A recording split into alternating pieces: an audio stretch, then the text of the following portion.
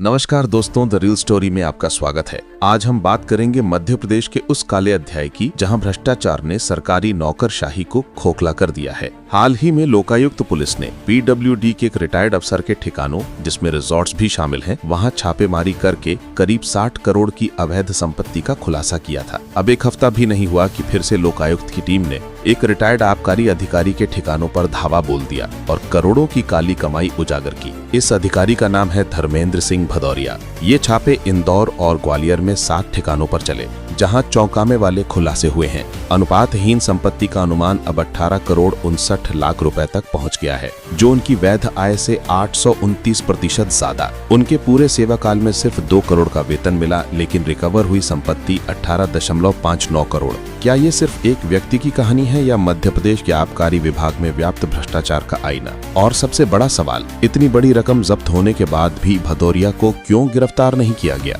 आइए विस्तार से समझते हैं।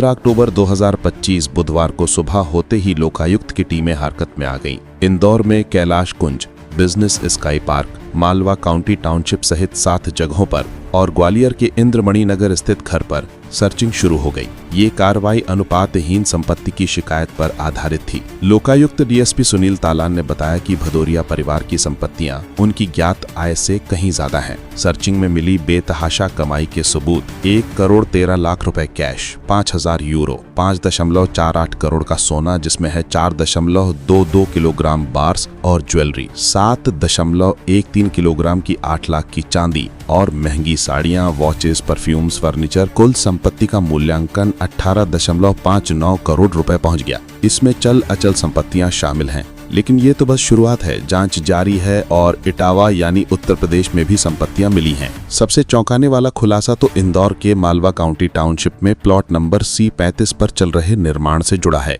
यहाँ भदौरिया 10 करोड़ रुपए का आलीशान बंगला बनवा रहे थे। इटालियन डिजाइन में तैयार हो रहा ये महल 2-3 हॉल्स, 4 बेडरूम्स जिसमें हर एक में बालकनी है, करीब 50 लाख का खर्च वाला होम थिएटर और 22 लाख का झूमर वाला मुख्य हॉल लिए हुए था। बैक साइड में लग्जरी फाउंटेन वाला गार्डन और फिल्मी स्टाइल की सीढ़ियां। फर्नीचर ऐसा कि देखकर आंखें फटी की फटी रह जाएं। करीब 1.5 करोड़ का चाइनीज इंपोर्ट। प्लॉट की कलेक्टर गाइडलाइन वैल्यू ही 3.36 करोड़ रुपए है, जिसकी मार्केट में कीमत 6 करोड़ है और निर्माण इंटीरियर कॉस्ट अलग। डिजाइनिंग कर रही कंपनी द डिजाइन चैरिट में उनकी बेटी अपूर्वा सिंह भदौरिया पार्टनर है। लेकिन लोकायुक्त ने ठीक समय पर छापा मारा, वरना 4 करोड़ का इंटीरियर भी विदेशी सामान से सज जाता। भदौरिया सिर्फ घर ही नहीं, गाड़ियों के भी दीवाने थे। छापे में एक वॉल्वो टोयोटा फॉर्च्यूनर, 2 इनोवा और 4 लग्जरी बाइक्स, जिसमें 2 मॉडिफाइड सुपर बाइक्स बरामद हुई। सभी गाड़ियों का नंबर है 0045। साथ ही मिली महंगी घड़ियां, परफ्यूम्स, मतलब सब कुछ चिल्लाता है अमीराना ठाट बाट। और हाँ, परिवार का फिल्म इंडस्ट्री में निवेश भी सामने आया है। 7-8 बैंक अकाउंट और लॉकर की भी जांच चल रही है। धर्मेंद्र सिंह भदौरिया 1987 बैच के अधिकारी 31 अगस्त 2025 को अलीराजपुर से रिटायर हुए, लेकिन उनकी जिंदगी हमेशा विवादों में रही। नौकरी के दौरान 2 बार सस्पेंड। उनकी पोस्टिंग्स इंदौर, ग्वालियर, खंडवा, धार, अलीराजपुर रहीं। ये इलाके गुजरात की अवैध शराब लाइन के हॉटस्पॉट है। झाबुआ, धार, अलीराजपुर, यहां दर्जनों शिकायतें मिली। सूत्र बताते हैं उन्होंने पेटी कॉन्ट्रैक्टर रिंकू भाटिया के साथ हिस्सेदारी की। जिले का शराब धंधा पर्दे के पीछे से कंट्रोल किया। गुजरात की अवैध लाइन से अकूत कमाई हुई और धन बरसने लगा। और कनेक्शन, भदौरिया की उत्तर प्रदेश के इटावा के बड़े शराब व्यापारी AK सिंह से रिश्तेदारी है।